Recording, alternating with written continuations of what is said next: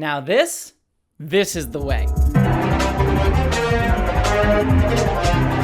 Hello interwebs and welcome to my review of The Mandalorian Season 2, Chapter 11. Oh god, that sounds like I'm filing for bankruptcy. The Heiress.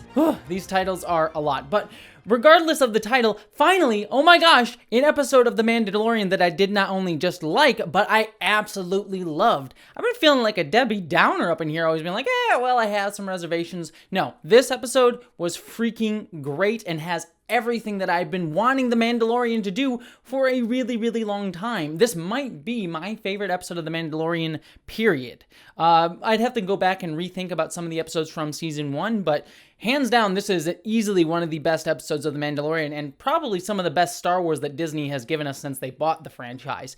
Oh my gosh, let's just get into it because I'm about ready to gush all over this episode. First off, love the opening. It was a good, sort of dramatic, tension-y kind of moment, but then I loved the fact that when the ship was about to hit the platform, it stopped itself and then all of a sudden just flipped and fell off into the water. Great little comedic moment. I absolutely adored that. Secondly, I love that we finally got to see Mon Calamari. I know we've sort of gotten references to it through Admiral Akbar. It's a trap throughout much of Star Wars, but I believe this might be the first time we've seen it in Star Wars at all. Definitely the first time we've seen it live action. We might have seen it in one of the animated shows, I forget.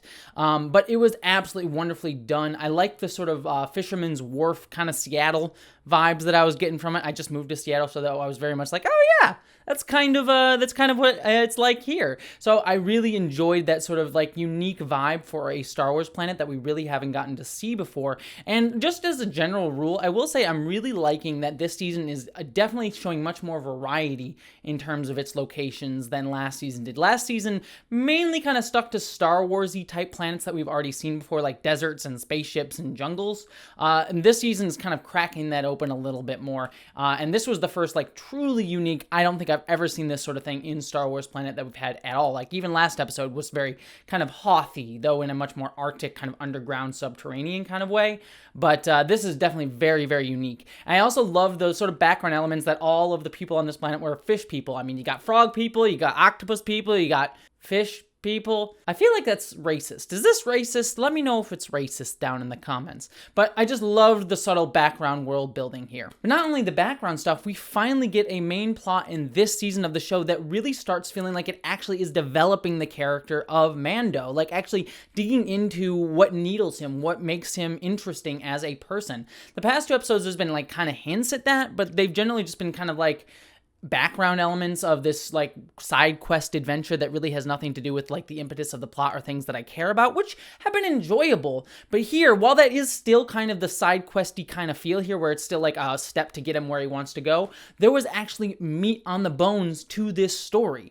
First off, we get this wonderful sequence where he goes off on this ship and it gets knocked into the sort of I want to say underwater Sarlacc pit monster thing. I like that sort of portrayal. It makes perfect sense to me. But then we get these three Mandalorians showing up, and oh my gosh, it's Bo-Katan, played by my girl, Cara Thrace, Katie Sackhoff. Mwah, mwah, mwah, mwah. Bo-Katan is easily one of my favorite Star Wars characters in all of Star Wars from the Clone Wars. I mean, quite honestly, all of my favorite characters come from the Clone Wars and are more often the women of the Clone Wars shows, so that probably tells you something, that Clone Wars is better written and had better written women than most of Star Wars in general, besides kind of Leia.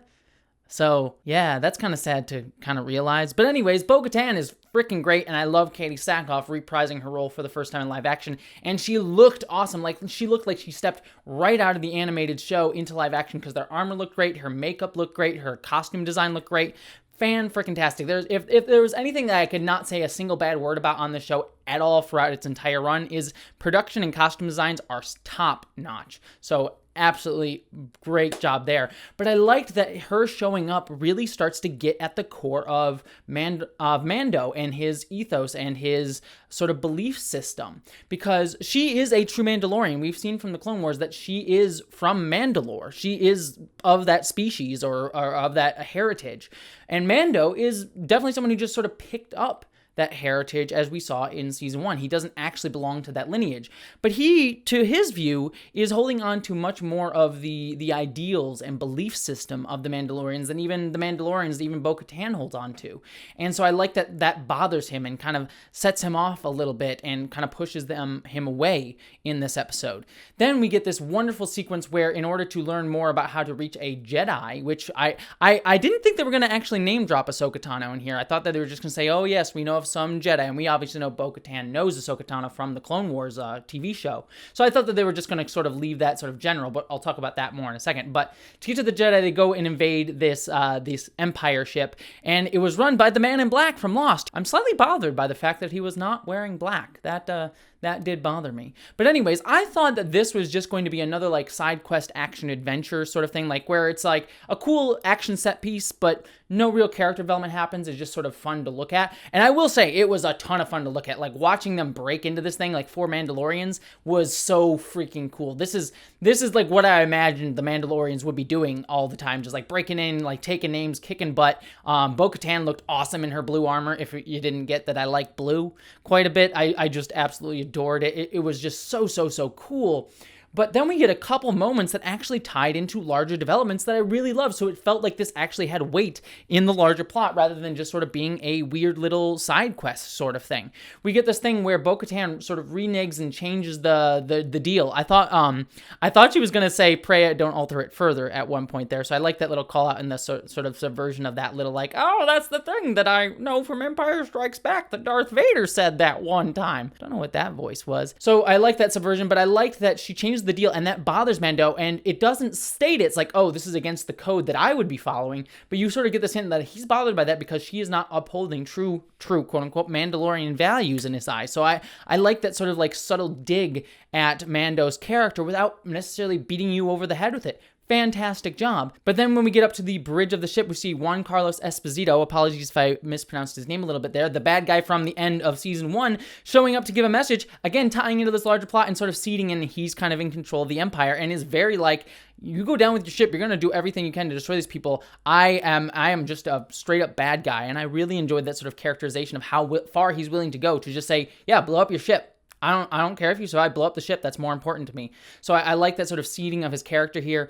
And then when they finally retake the bridge, we get references to the Darksaber. And so we get that subtle plot going on that we know Giancarlo's, as we saw at the end of the season 1, that he has the Darksaber again from Clone Wars. So I'm liking that sort of subtle seeding of the story that Mando doesn't even care about, but we're at least seeing it kind of tie into the main plot here. So fantastically done of making this side quest story that could have very easily felt kind of frivolous while fun actually feel like it meant something larger in terms of character development and the larger story element, as well as sort of seeding some background lore elements that are going on the side.